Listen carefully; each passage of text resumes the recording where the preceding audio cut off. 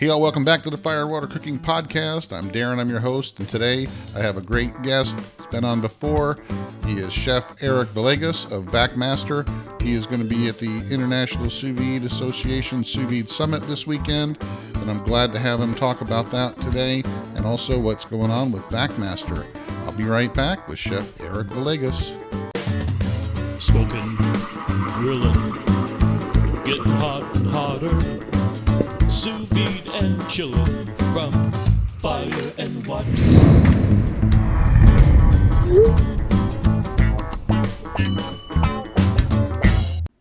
Hey all, I want to welcome back Inkbird Products as a sponsor of the Fire and Water Cooking Podcast. Inkbird makes many great different temperature controllers, thermometers, all kinds of time and temp controllers. But one of the best things that they make is their new Sous Vide circulator that includes Wi-Fi, 1,000 watts of power, and super quiet at a really affordable price. It's one of my top picks for a budget sous vide circulator for people who are just getting started. Make sure you check it out in the link below. Check out Inkbird. Welcome back, Inkbird Products, to the Fire and Water Cooking Podcast. Welcome back to the Fire and Water Cooking Podcast. I'm Darren, I'm your host, and again, I have a great guest with me. He's been on before, Chef Eric Villegas. He is from Vacmaster Fresh. He is their, I would say the face of Vacmaster, because he's the one that goes out and represents Vacmaster. He has their YouTube channel. He does all their videos. He does their what's it called, the Fresh Bites blog. He does all the recipes developments and all that. So welcome back, Chef Eric. Thank you, Darren, thank you so much for inviting me back. You're always full of energy. I love having you. I know. I love talking to you. And just for those who don't know who you are, just give me just a brief, 5-minute, or not even that, your elevator pitch, who you are and what you do. I'm a trained professional chef, culinary school in Europe and the United States. I had restaurants for about 25-ish years. I got involved with Vacmaster a long time ago as a consumer, buying vacuum pack machines for my restaurants, wanting to go into sous vide back then. I came across sous vide as a culinary student in France in the mid-'80s and became totally enamored with it and wanted to recreate that experience for all sorts of reasons in my restaurants, because of the accuracy of the food, the quality of the food, the cleanliness, the cost savings, all those things factor into vacuum sealing foods and then cooking vacuum sealing food. And then I had a couple restaurants and cafes, and I got involved in television and ended up doing a show for PBS for about 8 years on regional foods of Michigan. Wrote a cookbook, then closed everything in around 2008 or so, and worked for Taste of Home Cooking magazine. If you've ever seen that in the grocery stores, they had a live cooking program, and I would jump in a van or fly from coast to coast, performing 2-hour live cooking demonstrations for up to 2,500 ladies in venues all across the country, from gymnasiums to hockey arenas. And at that time, I was still working with Vacmaster, and I was just developing recipes and working on the blog. And then the Taste of Home program ended up shutting down after, 50 years or something. And so I went basically full-time to Vacmaster as a consultant, and I just head up all the food part. And as you said, I'm the chubby face of the brand, for better or worse, at some levels. And I spend most of my time pre-COVID. I would spend 3 to 4 months out of the year traveling coast to coast, doing trade shows and representing the company at trade shows, demonstrating the equipment, cooking at trade shows, that kind of thing, and then conducting seminars and cooking classes for culinary groups and other chefs and that kind of stuff. And then when I was home, I would do recipe development. And now I'm home doing recipe development, and I can't go anywhere. This drives me crazy. So you have a personality that would work really well on TV. Have you ever thought of doing any of these Food Network type shows, going on like Chopped or anything like that? Well, having the opportunity to do a PBS cooking show for 8.5, almost 10 years, depending how you look at it, it was an incredible opportunity. Would I like to do another one? Of course. But the landscape has changed drastically since my show Fork of the Road that I created with my good friend Scott Allman, who also was a photographer and did all the video work. He basically developed the whole show, and I just kind of walked down and cooked. Would I like to do it again? Sure. Do I see it happening? Probably not. It's a completely different landscape. The funding on PBS is extremely difficult to navigate because you can't really get sponsors for ads because of the way PBS works. So you need more of an underwriter, and that's a very difficult thing to do. TV shows, especially traveling food shows, are not cheap to produce. As far as Chopped and the competitive shows, I have no interest in doing competitive cooking show at all. As a young man, when I was cooking in my restaurants, I would always get asked to do, the pork competition or the milk competition, and I just didn't see any point. What I wanted to do and what I did, every night I had a contest to make the best food I could for my customers. And the idea of going off and doing a contest just had little nothing to gain for you. I just didn't see any reason to do it. So I don't even watch those competitive shows. I don't find them to be necessarily real. I don't find that, I mean, it's good television, but culinarily speaking, I think it's a bit odd. And I was fortunate enough years ago on my television show to interview a lot of chefs, and Mario Batali was on my show a couple times, and we were discussing Iron Chef. And that's an interesting show. And what I was told was that they know exactly what the main ingredient or the surprise ingredient is going to be, but it's one of two. So let's say like sea bass or steak. So their whole team will work on a sea bass and steak recipe for a week or 2 weeks or whatever the lag time is. And then when it comes to the actual show and they do the big reveal, you see everybody jump to work immediately and right. can talk to anybody. Why? Because they know it's either going to be one of two, and then they go ahead and do it. And then that limited amount of time that they have, 45 minutes or an hour, whatever it is, was, again, my understanding was to produce just one plate of food. When you see them doing all the food for the judges, they get another hour to do all that. Yeah. So, and it's not, I don't mean to say it's a sham. It's not at all. I mean, it's still great television, and their culinary prowess is definitely something to be admired, but it's not quite what they're representing. And that's the kind of stuff that I don't really enjoy being involved with, but I get it. And I'm an idiot because everybody loves it. So what the hell do I know? Yeah. And, and I've always thought that, and I've had people that have been on those type of shows that told me that, because you never see like on Chopped where the guy just didn't finish and they kick him out, they always, they give him extra time. Yeah. I don't know, but that's the thing. So I would rather, and I've always in my profession just wanted to cook as good as possible and make my customers happy. And when I had the opportunity to do television, I did that, and I had fun doing it. And I just basically recreated dishes I was already doing in the restaurant, or created recipes specifically for that segment, depending what the segment was about. And that was fun to me. I talked to Meathead about, doing barbecue competitions. Asked him if he's ever, thought about doing those. He goes, he's got nothing to gain and absolutely everything to lose because people are just expect him to win. And if he doesn't, they go, oh, you don't know anything then because you didn't win it. Because barbecue competitions are like anything. They're all subjective, You got all these different judges have different tastes, and one guy could win one and the next day he's last, so it's just, so he always said, I got nothing to gain and everything to lose. So there's no reason to do them. And they're not fun. It's like you said, he doesn't even see the fun in it. So let's talk a little bit about, what's going on with Vacmaster right now.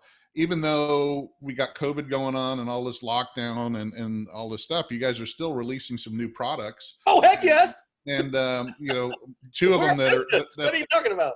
Well, and the two that excite my followers and me are the two new chamber sealers that came out, the VP 200 and the VP 95. And I got my hands on a VP 200. I didn't tell you this before, but I got my hands on one. I bought one. I got one. You know, available. there's actually one place still on Amazon that has them. One of your Oh my. distributors. One of the distributors in Ohio still has a few left, and I got one. Oh, good for you. So, and but the VP95 as well. Those are more geared towards they're smaller. I don't want to say they're geared towards a home cook, but they're more affordable than some of the other chamber sealers. So the VP 200 is our entry level chamber machine. Now that's it. When you look at our product sheet, we make a lot of vacuum pack machines, and 90% of them are commercial machines, specifically for the commercial food industry. But obviously, as you know, and we know, that there's a lot of people out there that want to vacuum seal at home, whether it's for long-term storage, if they're hunters or fishermen or something like that, or if they want to get involved in sous vide, or they just want to seal up coffee beans. That is vacuum technology is extremely enticing to a large amount of people. So we wanted to, our biggest sellers are the 210 and the 215, which are larger footprint with oil-based pumps, which are just the workhorses of the industry. They live forever and they go on forever. But we wanted to, and even though, a few years back, those were price leaders in the industry, we had a big flush of less expensive machines hitting the market, and we wanted to follow that trend. So we wanted to develop a machine that had the Vacmaster heritage, but was at a much more competitive price. And that required doing some things to the machine that made it less expensive, but didn't take away from the actual vacuum power of it. And that's what the VP200 is. It's a small footprint machine. It's got a wide seal bar that'll seal up to 12-inch by 12-inch bags. It's pretty much automated. You have 3 vacuum levels. If you hit the mode button to go through, you can adjust the timing on the seal bar if you're using thinner bags like the more popular 3 mil bags or the thicker 5 mil bags. But it's a very basic entry-level machine that works exceptionally well and fits a good price point for us. The 95 is a completely different monster completely. This is a totally programmable machine. Like the VP200, it's stainless steel all the way around, but it's far more sophisticated in terms of its electronics. It's oil-based. It produces a seal like I've never seen before in any of our machines. It has a much more European streamlined look. It looks good on a countertop in any kitchen, and it's more expensive. But it was also designed around one feature that we felt was incredibly important. When people come to us, the number one bag that they buy is like a 10-inch by 12-inch bag, I believe it is. The machine was designed around our best-selling bag. Why design a machine with other sizes that you don't need? If everybody's buying that bag, then have a machine represent that. So that's one of the reasons why the machine is the size that it is. But it's a terrific machine. It's more expensive, but it's more sophisticated as well. But they're both wonderful machines. I have both. Well, I have just about every machine, and I'm running both of them side by side, and they both have their their merits one way or the other, and I really like both of them, and I use both of them interchangeably. But the interesting thing about the VP95 is as it is an oil-based pump, and you have maintenance, you've got to change the oil, but it has an oil cleaning feature, which actually, so when you're pulling a vacuum, when you pull a vacuum, whether it's an edge sealer or a chamber machine, there's liquid, moisture that gets sucked into the pump. Whether it's a lot or a little, it's still there.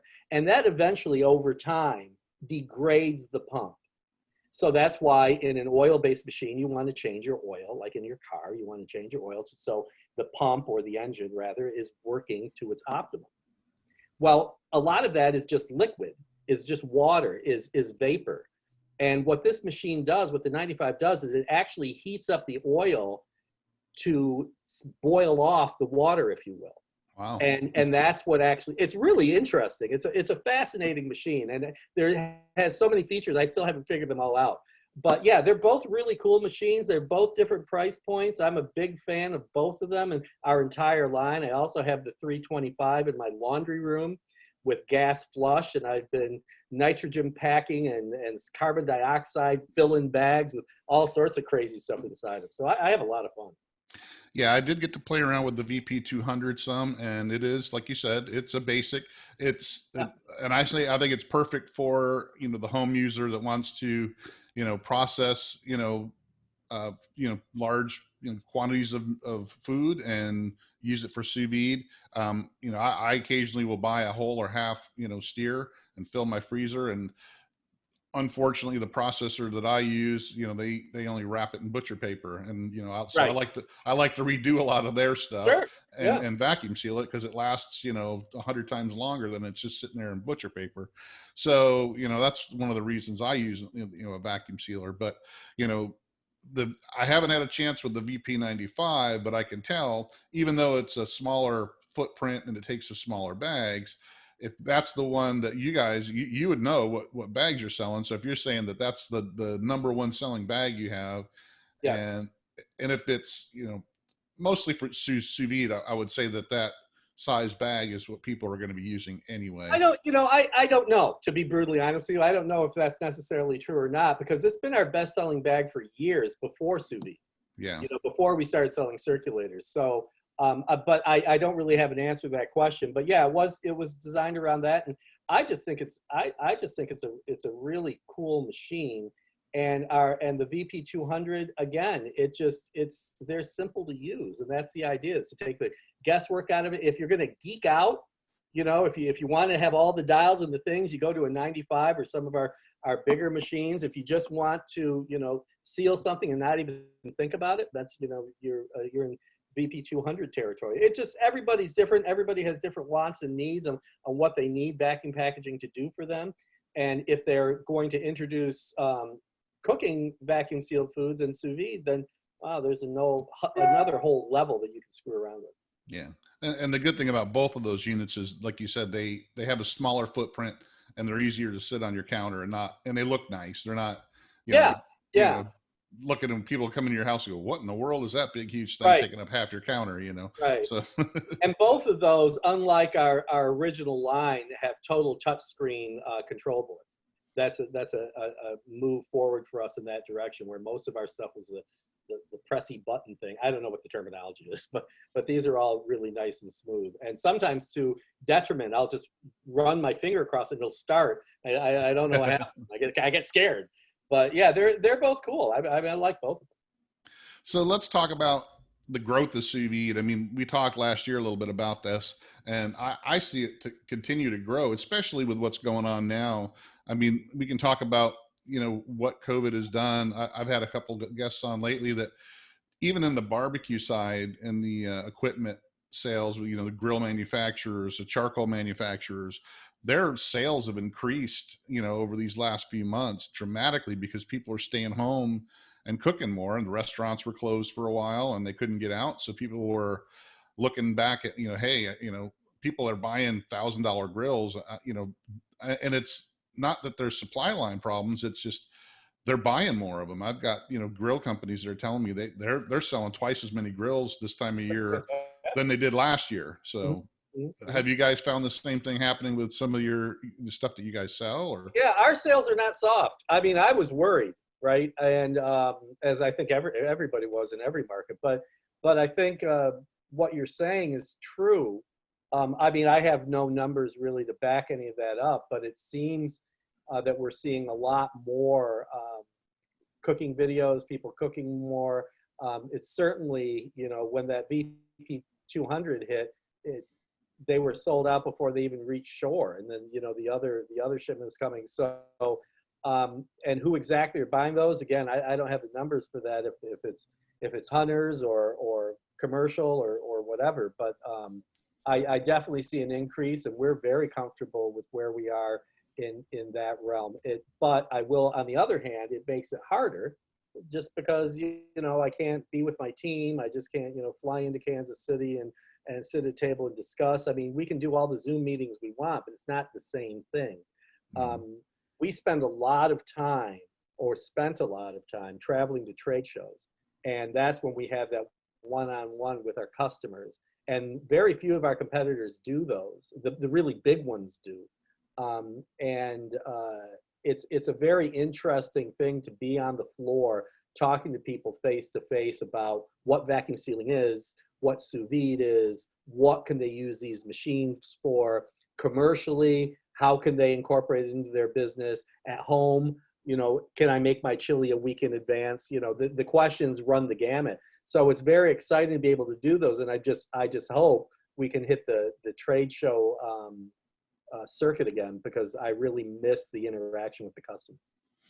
Now, you're going to be a part of the second annual Sous Vide Summit that's coming up later this week, as will I. And this year, of course, because of what's going on, it's virtual. Have you had any other trade shows and stuff that you had been involved with in the past that have gone virtual this year? Or are they? Yes and no. I mean, we went to, I don't know, 20, 30 trade shows a year, something like that. And you're bouncing around the country, one end of the other.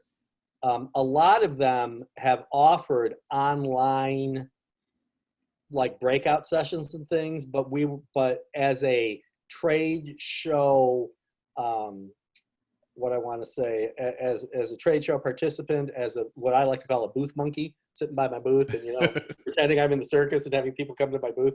If they offered a online or a interactive kind of program for that, I haven't seen any. So in a long-winded answer to your question, for me, the trade show circuit is dead. It's dead to me, Darren. It's dead to me until we can open up and go back to these damn shows. So I'm not really sure what other people are doing, but I have seen some of the bigger shows offering, like seminars, the same seminars that you would see at the show, right? About increasing your bottom line or doing this or doing that. I see those being available, but for somebody's just at a booth hawking their wares, I haven't seen any of that. I'm not saying it's not there. I just haven't seen it. Now, how important is that to you? Because you have an outgoing personality, and it seems to me like you love meeting new people, and I do. And doing all that stuff. As much as I hate humans, I love going to trade shows. My personality is what it is, for better or worse. But I do enjoy extolling the virtues of vacuum sealing and sous vide, whether it's my wonderful company Vacmaster or any other company. It's not really about the equipment for me. It's about the technique. It's a fantastic, amazing technique to understand and to use properly. And whether it's just vacuum sealing for storage or for portioning or for marinating or for any of that, to something like, oh, geez, looking at my big fat head. There you are. Or some of the other things. It's just a really it's a fantastic technique. So when I was able to work with Vacmaster, I was exceptionally lucky and gracious. They were so gracious with their time. That allowed me to do that. And I am an evangelist for the technique, right? Vacmaster happens to make all the equipment I need to pursue that technique, but I'm really, as much as I love that, I'm really about cooking and using this technique, and among a lot of others, to get people to eat better at home and to enjoy the creative process, whether it's at home or in a commercial setting. Yeah, and kind of like me, I enjoy showing people that they can do it. They can do something. It's not as hard as some people might think it is, especially when people hear the word sous vide. They think of, only fancy chefs know how to use this. It's something out of my range. I like to show people that even an adult like me could use it. I mean, it's not that. Right? Once you learn the basics, I mean, it's pretty easy. What's that adult Darian doing all by himself? I keep saying Darian. Is it because it's 2 R's? Yeah, probably. There's about 8 different ways to spell my name. So you're right. That's exactly it. And for me, as I mentioned earlier, going to multiple culinary schools on 2 different continents and working in the restaurant industry for decades, I'm embarrassed how easy sous vide is. Yeah. I didn't have to do anything. I could just throw stuff in a bag and cook it, and it comes out so exceptionally well. It's really something. That's what I'm showing the Vacmaster YouTube channel, because you do a lot of their videos, of course, and Yeah. not just product demonstrations, but you have a lot of recipe development on there, and you show people how to use these machines, and your personality comes through on those. And Okay. I really love Like watching that them. personality?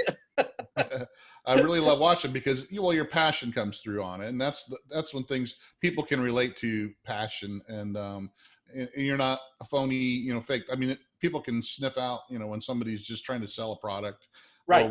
when they're actually, excited about what they're showing you, and you don't make it all about the product. You make it about how to use these products and to make something amazing, and that's why I'm showing people. I want everybody to go to the Vacmaster YouTube channel and check out those videos. But you also have the Vacmaster website as well that has the Fresh Bites blog on it, that you do all the recipes and stuff on there as well. So there is this content that you create that shows people how to use these products. And we didn't even talk about the rub line that Vacmaster has. So Yeah, well, yeah, the rub line is currently on hiatus. We sold out during COVID, and we sell really? most of that during the trade show season. Because when we go to these trade shows, I actually cook, and I will fly in to wherever we are, and I take a Uber directly to Costco, and I'll spend like $1,000 on strip loins and lamb legs and whatever, and I'll bring it back to the room, and I butcher it all in my hotel room. And it's true. It's so embarrassing.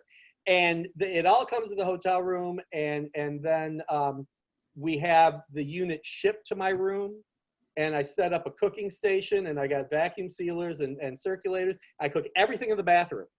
And, Wow. and I can tell you, different chains have different bathrooms, and some are better at cooking and some aren't so great. And I'll put in, I'll do my New York strips, which is generally the red meat I do. I'll do New York strips for 8 hours, and I put them in at midnight, and I pull them out at 8 a.m. and do the chill down, and then put them in coolers and take them straight to the venue.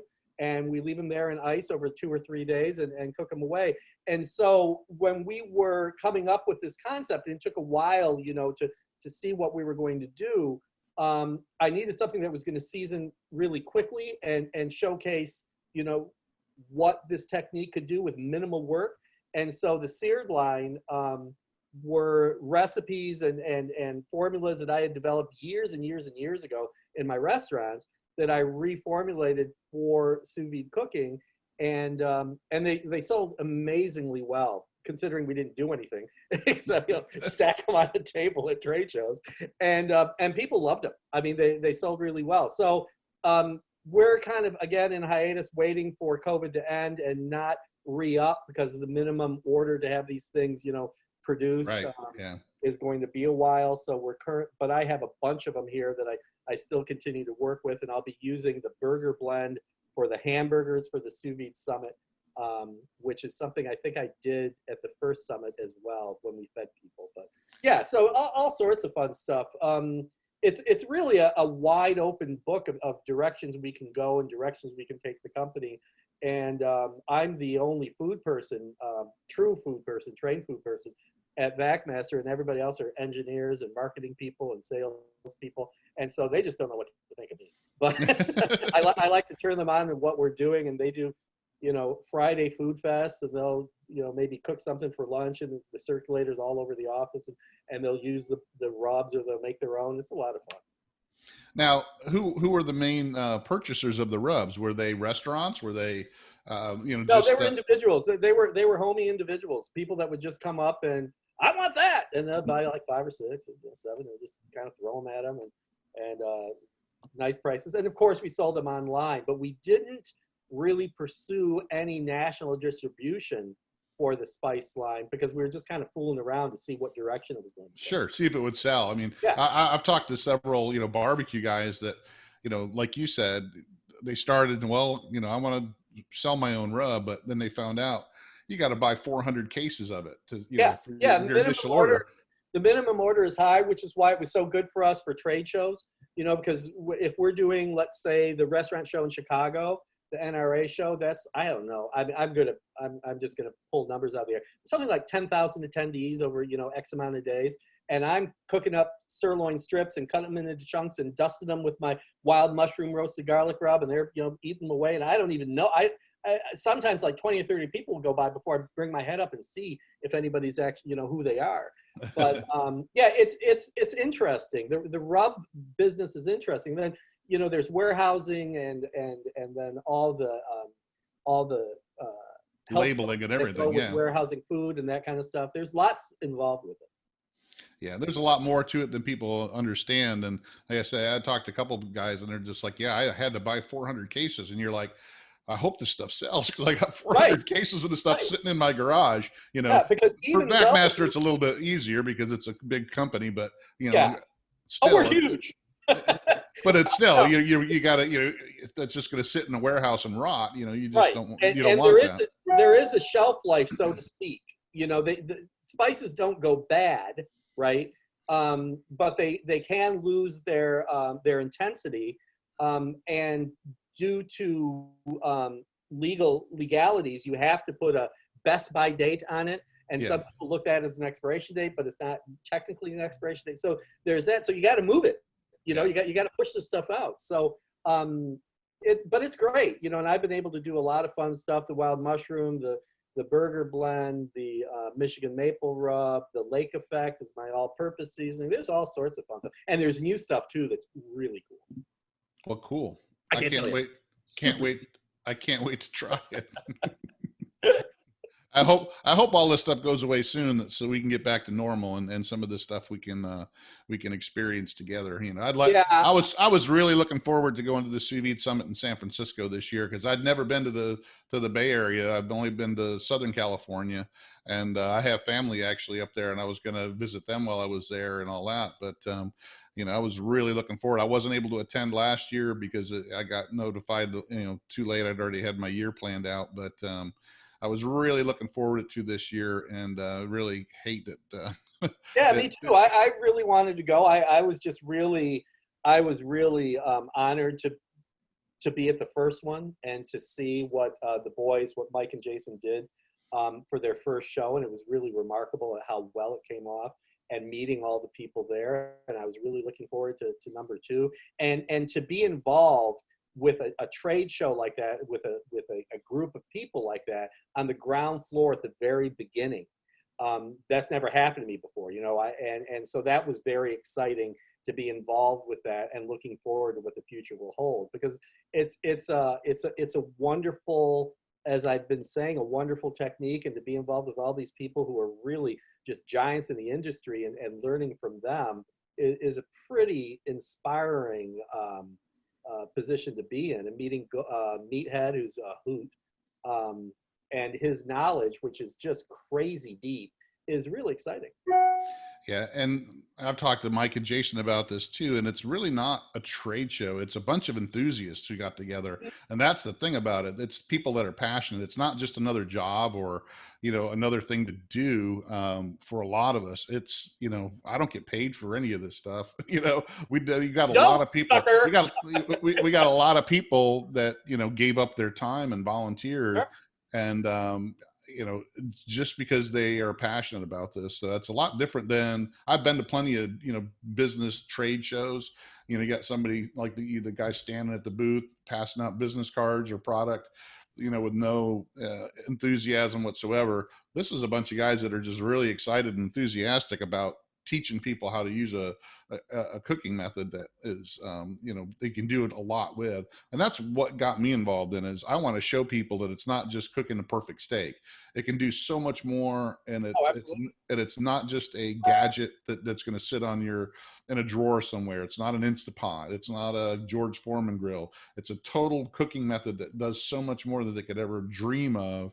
And it's not that hard. Like you said, once you get the basics down and you can realize how much you can expand it. I mean, it's really, it just blows my mind. That's what, the more and more I look at it and the more I figure out and play around and experiment, the more excited I get about it. So yeah, no, it's really neat. I'll be doing Northern Michigan beef pasties for my actual class. and they'll be baked, but I'm doing all the ingredients sous vide separately and then assembling it. So traditionally a pasty is made with raw ingredients enclosed in pastry, and it's like an hour cook or an hour and a half cook, depending on the size of the pasty. And they are designed to be dry because of the way that they were wrapped in linens and put in the miners' jackets to keep them warm. And if they broke and oozed wonderful juices, that would be bad. So, there's form and function in this particular recipe as well, but we don't have to do that anymore. So I wanted to get a little bit juicier, but not lose what it was all about. So sous vide was the perfect technique to allow me to use lesser cuts and get maximum tenderness and maximum flavor. Cook the vegetables perfectly. And I'm going to do something fun. And I'm not going to say because you got to watch, but I'm doing something fun that will allow me to introduce a little bit more moisture into the pasty. And I'm doing little baby ones. And the little baby one, when you do this technique, you can cook the dough is raw, obviously, and the filling is completely cooked. You can pump it out at a good temperature, and you can get it done in like 15 minutes in an oven. So if you're in a commercial setting, you could have these things, all lined up. When the order comes in 15 minutes, it can be hot on a plate out, and it's perfect. And it's there's a lot of different techniques involved in what I'm doing for it, and that's what I love doing. I love being able to look at a recipe, and in my restaurants, it was looking at world recipes and taking them apart and putting that back together with a Michigan soul, utilizing as many local Michigan and Great Lakes ingredients as I could find. And when I do sous vide, it's the same kind of thing. It's looking at a great recipe and how can I streamline it? How can I clean it up? How can I make it better? How can I make it consistent for the home cook or for the professional chef? And they can save money. And they save money in a restaurant and save money at home. Everybody wins. Exactly. Yeah. And that's just, to me, that's why I get excited about it. People look at me sometimes and go, well, you don't have to sous vide everything. I said, no, you don't have to. I mean, but there's reasons why sous vide works so well in various situations, because it is precise temperature cooking. It does let you cook your proteins at the perfect temperature without overcooking it and drying it out and all that stuff. So there's plenty of things that it can do besides just make a steak, and people get caught in ruts sometimes, and they get, something stuck in their head, and they don't want to expand their understanding. You're absolutely right. By the same token, other than us, Darren, other than you and me, people have other things that they do. I don't know what they're doing. I don't know why. Yeah. All I do is cook. But, so it's my job. They say you don't have to sous vide everything. Yes, you do. So you can find out what works and what, education you can pass on to your reader, to your viewer, to your customer. And it's our job to find out what works and what doesn't work. So the people who are watching, who want to learn, they avoid those pitfalls, Right. But it's like the people with the crock pot thing, at one point, everything was in a crock pot, and it's delicious, I'm sure, but everything ended up looking the same because it's all crock pot. And that's okay. I mean, crock pots are great. Everything's great. It's how you use the technique judiciously. You make sure that it makes sense, and then you leave other techniques to do things that it does well, and what a crock pot does well, or what are those multi-pots, what those do well, or the Thermomix or the Bellini, what those do well, and kind of incorporate all those into your cooking style. Sure. Yeah. You like that? This shows. I love it. There you go. But I agree with you 100%. And, I tell people all the time, I love cooking a brisket on the smoker, the traditional barbecue brisket, where you cook it over 200 degrees, low and slow, or you get the smoke. But with sous vide and mixing it with barbecue, I can make something completely different that I can't make with just sous vide or just barbecue or just, smoking it. I can make a medium rare brisket that's very tender and smoky. So that's what I'm going to be talking about, at the summit, is how you can take these two methods and create something totally different that you couldn't create with those methods on their own. Right. And that's what really excites me when I can show people that, and they go, oh yeah. Even Steven Reichland, who is a big barbecue guy, big PBS, shows all the time, tons of books, author. I had him on my podcast last year, and he right off the bat told me, I'm not big into sous vide, and I like to cook over open. And I told him what I just told you, and he was like, you may have changed my mind about that. It's like, I said, because it's not just about, yeah, maybe sous vide won't make it better than if I smoke it, but I can make something totally different, completely, something totally completely different, just well, like. Stephen is a fascinating guy, and I never had the opportunity to truly meet him. But I mentioned I went to school in France, and I went to a school called La Varenne École de Cuisine, located in Paris. And what was interesting about the school was it was completely taught in French, and I didn't speak French when I went, but it was completely taught in French. And then there was a stagiaire, an assistant, who would immediately translate into English whatever the chef was saying. And Stephen was one of them. And Stephen was the best known. He left right before I got there. And he had written books when he was there with Anne Willis. Right. And he has the most enormous noggin full of French cuisine than anybody I've ever met. And I've had the fortune to meet a lot of people, a lot of French chefs, a lot of American chefs who studying for But Stephen is truly, truly something. And what I find so fascinating about him, unless he is doing a recipe that might have a French influence, he might say a word with a French accent, you would never dream this guy who is promoting American barbecue is more well-versed in French cuisine than anybody else on the planet. He's really something. He's a terrific presenter and a very, very smart man. Yeah, I was very, I didn't know his background until I had him on the I've watched his shows and I read some of his books, but I didn't know that he was French trained. And then when that came out in the podcast, I was like, well, that explains some things, because when you watch him, he's not like watching, Marlon Mixon or some of the barbecue competitor, he is totally, different. And he comes from that, I guess trying to bring, sophistication to barbecue more than open fire cooking than just the, what you see on, the Barbecue Pitmaster show. So, right. No, you're right. And I think that's a lovely thing when you're well versed in all areas of cuisine, and then you pick one that you really want to go after, and then you bring all that knowledge and adapt it and finesse it and caress it into like what Steven's doing with barbecue. I think it's pretty cool. Yeah, but it was really fun to watch his eyes kind of light up and the little light bulb went on when I said that to him, because he was just, I don't want to talk about, because he didn't want, to try to have to put the two together. And, and when I said that to him, he was like, "Oh, I think you might have, hit on something there." So, but this is kind of, I didn't want to defend it. I just was going to say, well, this is how I look at it, Stephen. And he was like, no, I never thought of it that way, but okay. Yeah, I just did some briskets, the smoke first and then smoke second kind of thing. And they're just delicious. I mean, they're absolutely delicious. All right. Well, is there anything else you want to talk about, Eric? I know we're all getting ready for the Sous Vide Summit. Everybody's going to be able to see you there if they sign up. I hope they sign up. Yeah. Make sure I just want to be cooking away for only me in my little apartment. Well, I am giving away a VP 200 if they sign up. God bless you. Where'd you get it? Oh, the one that my goodness. How much you get that for? Out of curiosity, how much you get that for? $473. Do you see what that machine is? Man, is there another machine at that price point? Chamber? Nope, that's the cheapest chamber out there, and it's actually quite nice. So I'm giving away one if they sign up through my affiliate link through my blog. Go to fireandwatercooking.com. Check out the blog post that has the contest. How much? $473. Oh Lord, that is so ridiculously cheap for chamber, right? I know. Oh my gosh. I mean, that's why I think they sold out so quick. I mean, they're gone. Yeah.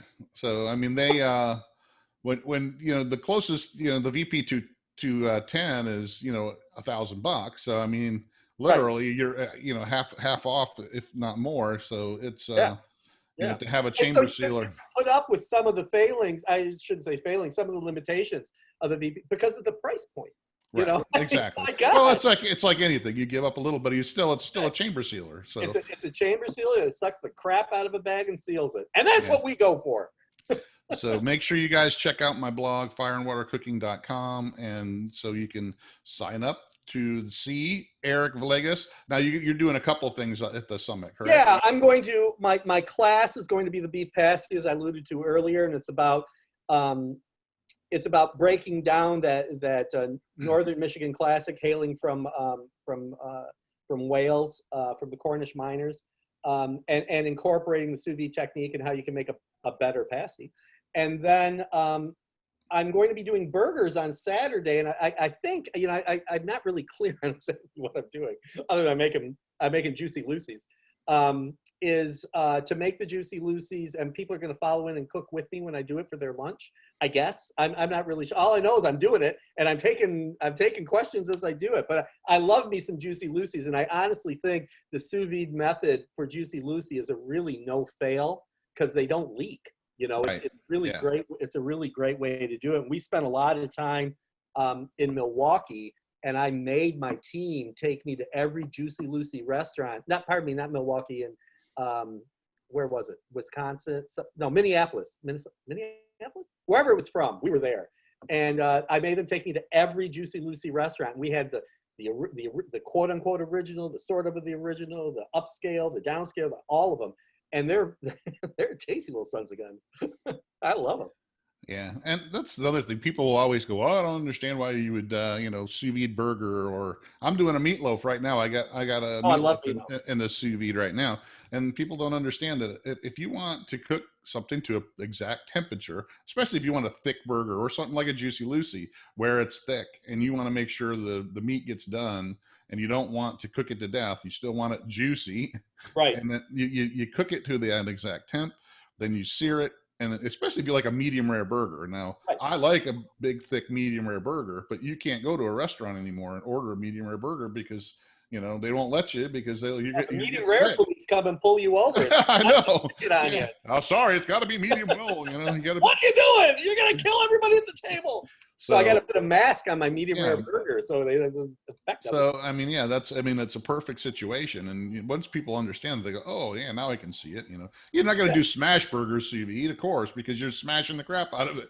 But for a big, thick, medium rare burger or Juicy Lucy or something like a meatloaf, where I want that meat cooked, to a certain temperature, and I don't want it dried out, and I don't want it, raw in the middle and burnt on the outside. It makes it to where I can take that meatloaf out of the sous vide, put it under a broiler for 3 or 4 or 5 minutes, get a nice crust on it, and eat it, and it's perfect. Absolutely. So, did you see my video for meatloaf?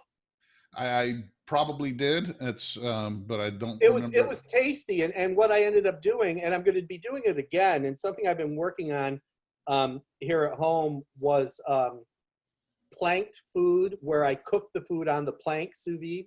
Okay. So it actually cooks. So I'll char the board, get that char, let it cool, then put the salmon on the charred board, and then vacuum seal that, and then cook that sous vide, and then store it. Now so hopefully theoretically, the charred board in the cooking process is flavoring the fish, right? And then when you're ready to serve it, you can broil it. You can reheat it or retherm it sous vide, or you can do it from cold in the smoker, which is what I've been doing a lot lately, is putting the cold plank with the cold fish and a probe in and rubbing it, and then putting that at like 160 Fahrenheit with maximum smoke, and bring that slowly up to temperature, getting smoke on the plank. Or, there's so many different variations you can do of that. And I'm doing it with meatloaf as well, because the meatloaf will pick up more smoke, because the temperature is cooked through on that one. In my recipe, cooks so much farther that it picks up more smoke, and you can glaze it and do all these things. Yeah. So it's a lot of fun, but you need the right size machine, for the planks. And I found that the edge sealers work the best for planks, because then you can do it. You can with an edge sealer, you can vacuum seal your thigh. Right. Exactly. You got the room. And that's a lot of fun. So you might want to try that. But in my video for the meatloaf, I cooked it sous vide, but I served it on a charred plank.